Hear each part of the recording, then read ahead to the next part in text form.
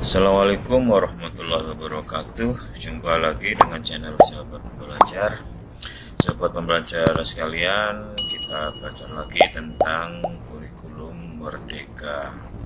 Kali ini kita akan mencoba mempelajari secara utuh seperti apa sebenarnya atau wujudnya kurikulum Merdeka, agar kita tidak parsial dalam mempelajari kurikulum Merdeka.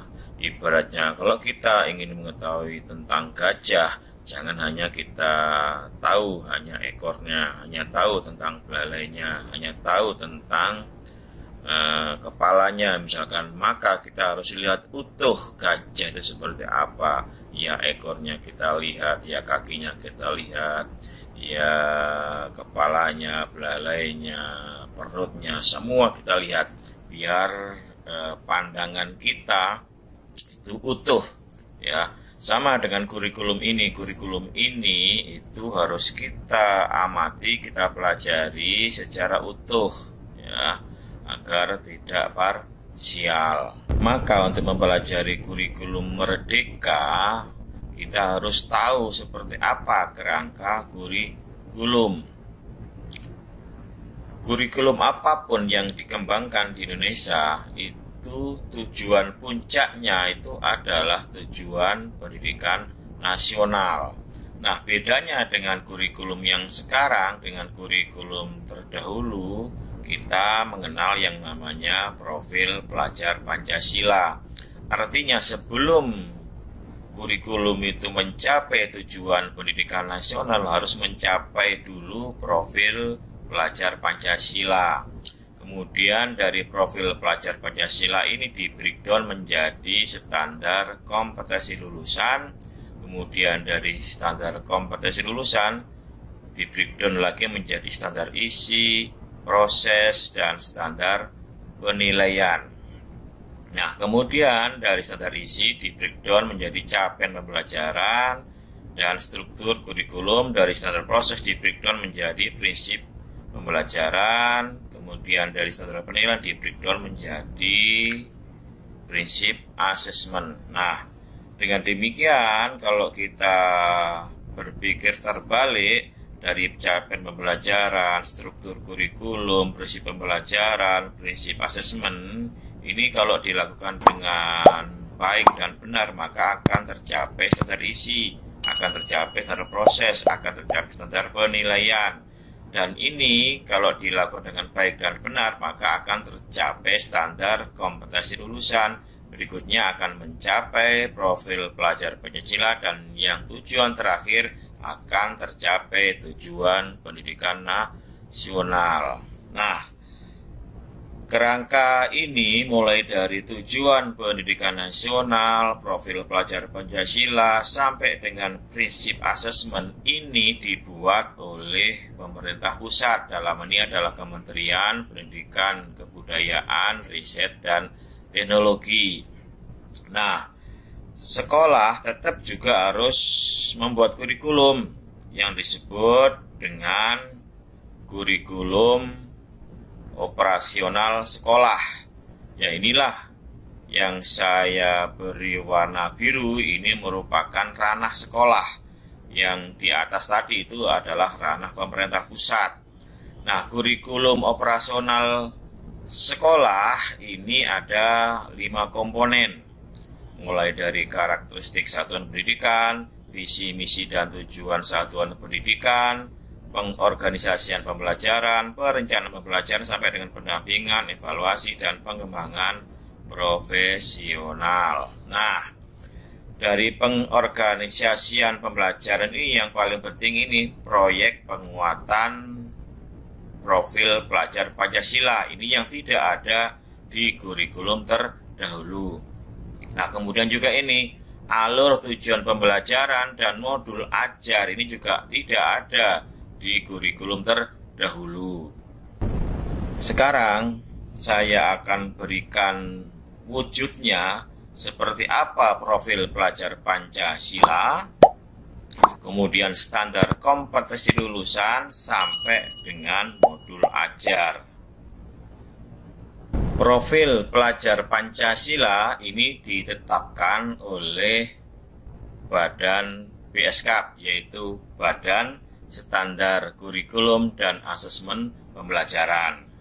Saya buka keputusan, yaitu keputusan Kepala Badan Standar Kurikulum dan Asesmen Pendidikan atau sering yang disebut dengan BSKAP nomor 009/H/KR 2022 tentang dimensi, elemen, dan subelemen profil pelajar Pancasila. Jadi kalau Anda ingin mempelajari tentang profil pelajar Pancasila, sudah ada regulasi secara resmi, yaitu keputusan BSKAP. Kita tahu bahwa profil pelajar Pancasila itu dimensinya ada 6, mulai dari beriman, bertakwa kepada Tuhan, dan berakhlak mulia. Yang kedua adalah berkebinakaan global, kemudian gotong royong, kemudian kreatif, mandiri, dan berpikir kritis. Nah, 6 dimensi itu nanti akan diuraikan menjadi elemen-elemen, dan elemen akan diuraikan lagi menjadi sub-elemen. Nah, ini semua dijelaskan, dipaparkan di keputusan BSKAP. Nah, kemudian standar kompetensi lulusan. Tentu ini berbeda dengan kurikulum 2013. Kalau kurikulum 2013 itu standar kompetensi lulusan atau SKL itu hanya terdiri dari 3 aspek, yaitu sikap, kemudian pengetahuan, dan keterampilan. Nah, sekarang kita lihat SKL itu seperti apa. Ini juga sudah diatur dalam regulasi resmi. Saya bukakan di sini SNP. Di sini ada standar SKL ini ya. Ini ada standar SKL, yaitu Peraturan Menteri Pendidikan, Kebudayaan, Riset, dan Teknologi Republik Indonesia nomor 5 tahun 2022 tentang standar kompetensi lulusan. Tentu ini berbeda dengan standar kompetensi lulusan kurikulum 2013. Nanti secara detail apa perbedaannya silahkan nanti ditelaah sendiri. Nah, kemudian standar isi. Nah, standar isi, standar proses ini juga diatur di Permendikbudristek. Nah, untuk standar penilaian sampai saat ini itu regulasinya belum terbit. Jadi yang baru terbit standar-standar ini ada standar kompetensi lulusan, isi, dan standar proses. Nah, kemudian capaian pembelajaran. Nah, capaian pembelajaran ini adalah pengganti dari terminologi KI-KD. Seperti kita tahu bahwa KI itu terdiri dari 4 aspek, yaitu KI1 adalah kompetensi spiritual, KI2 kompetensi sosial, KI3 kompetensi pengetahuan, dan KI4 adalah kompetensi keterampilan. Nah, KD itu umumnya dipilah menjadi 2, yaitu KD yang bernomor 3 dan KD yang bernomor 4, kecuali KD PPKN dan KD pendidikan agama yang semua aspek dirumuskan ya. Nah, KD 3.1 dipasangkan dengan KD 4.1. Ini kalau kurikulum 2013. Nah, kalau kurikulum Merdeka, capaian pembelajaran ini bentuknya tidak rinci, tidak terurut seperti penomoran yang ada di kurikulum 2013, tetapi bentuknya adalah dalam bentuk paragraf, dalam bentuk global atau dalam bentuk gelondongan. Seperti apa rupanya capaian pembelajaran yang sering disingkat dengan CP, itu juga sudah diatur regulasinya. Nah, capaian pembelajaran yang terbaru adalah CP 2022. Ini adalah keputusan BSKAP lagi nomor 008/HKR/2022. Kita lihat seperti apa CP itu, nanti secara mendalam silakan dipelajari sendiri. Saya tunjukkan seperti apa bentuknya CP. Mungkin dari Anda ada yang belum tahu seperti apa bentuk CP atau capaian pembelajaran. Nah, ini adalah contoh CP fase A. Fase A itu seperti mungkin pernah saya jelaskan, di mana struktur kurikulum sekarang itu terdiri dari fase-fase, bukan kelas-kelas. Fase A ini adalah kelas 1 sampai kelas 2 SD. Seperti apa bentuk CP-nya? Mulai dari menyimak, peserta didik mampu bersikap menjadi pendengar yang penuh perhatian.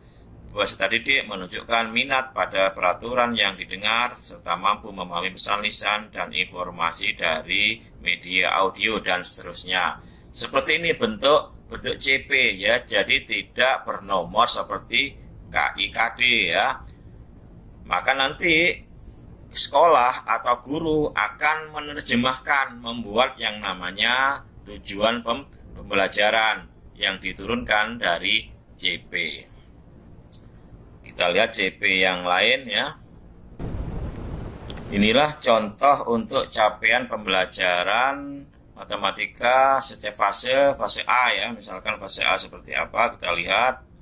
Nah, ini fase A untuk elemen bilangan. Pada akhir fase A, peserta didik menunjukkan pemahaman dan memiliki intuisi bilangan atau number sense pada bilangan cacah sampai dengan 100. Ini contoh capaian pembelajaran mata pelajaran matematika fase A, yaitu kelas 1 sampai kelas 2 SD. Nah, sekarang lanjut ke struktur kurikulum. Struktur kurikulum ini adalah pembagian mata pelajaran beserta alokasi waktunya, di mana nanti ada alokasi intrakurikuler dan proyek penguatan profil pelajar Pancasila. Ini juga sudah diatur di keputusan menteri. Kita lihat seperti apa.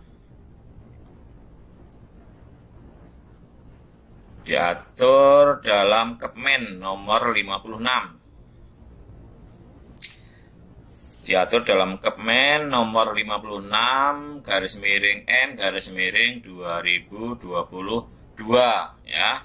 Kita lihat seperti apa struktur kurikulum mulai dari PAUD sampai dengan SMK. Kita lihat. Ini PAUD dulu ya, PAUD. Nah, ini baru fase A. Nah, ini adalah fase A untuk SD, yaitu pendidikan agama Islam dan budi pekerti. Ini adalah 108 JP per tahun, atau kalau dibuat per minggu adalah 3 JP per minggu.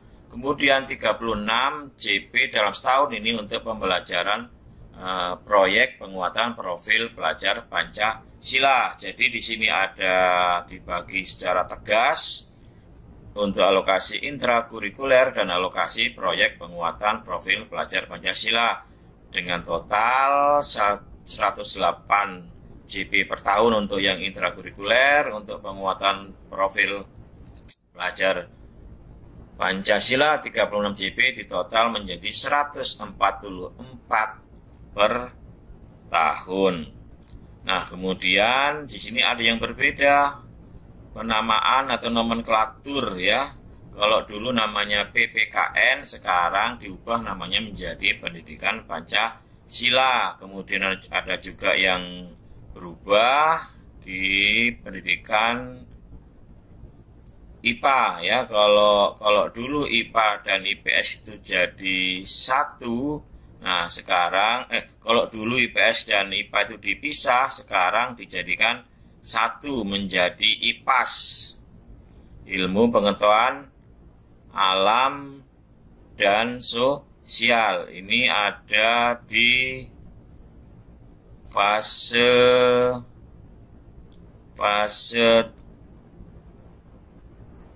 B, yaitu di sini perhatikan ilmu pengetahuan alam dan sosial. sial. Jadi tidak dipisah antara IPA dan IPS, tapi digabung menjadi IPAS, ilmu pengetahuan alam dan sosial. Nah, untuk struktur kurikulum SMP atau MTS, kemudian SMA atau MA, SMK atau MAK, ini silakan dipelajari sendiri berdasarkan Keputusan Menteri nomor 56 M/2022.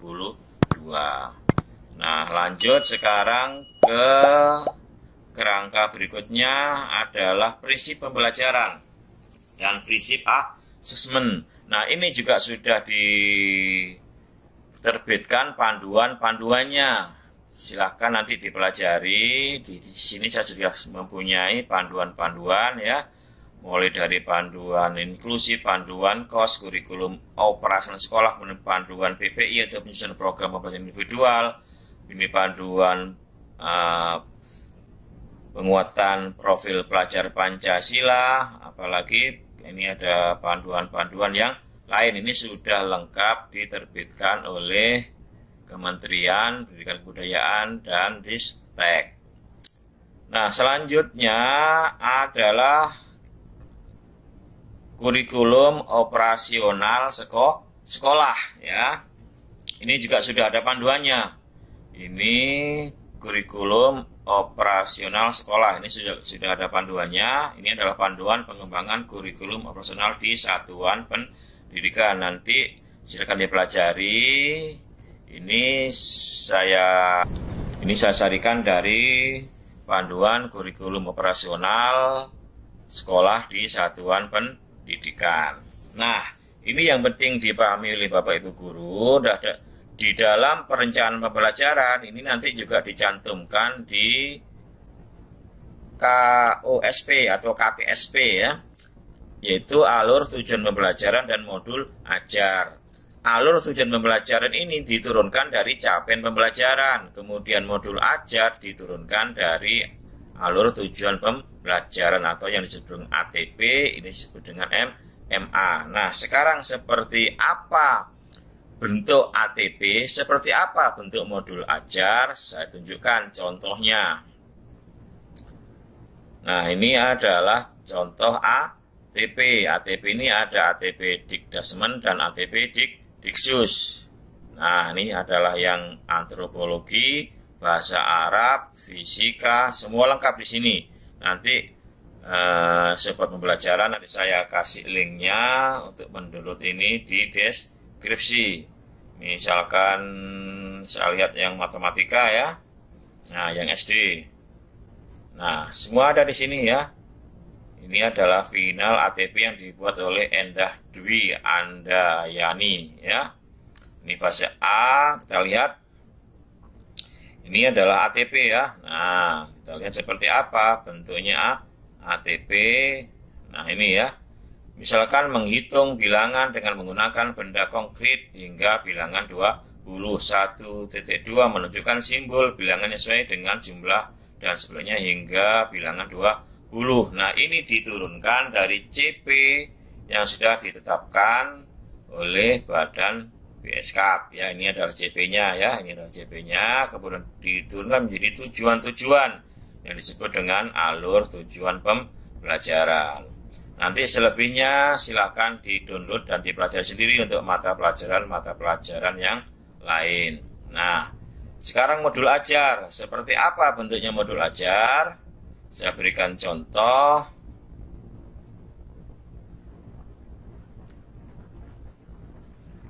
Nah, ini saya sudah punya kumpulan modul ajar. Saya lihat yang MA SD. Nah, ini contohnya misalkan matematika ya. Oh, masih kosong. Ini karena belum saya sinkronkan ya. Coba saya lihat yang lain. Modul ajar. Coba saya lihat bahasa Indonesia SD. Nah, ini adalah contoh modul ajar ya. Nah, seperti ini contoh modul.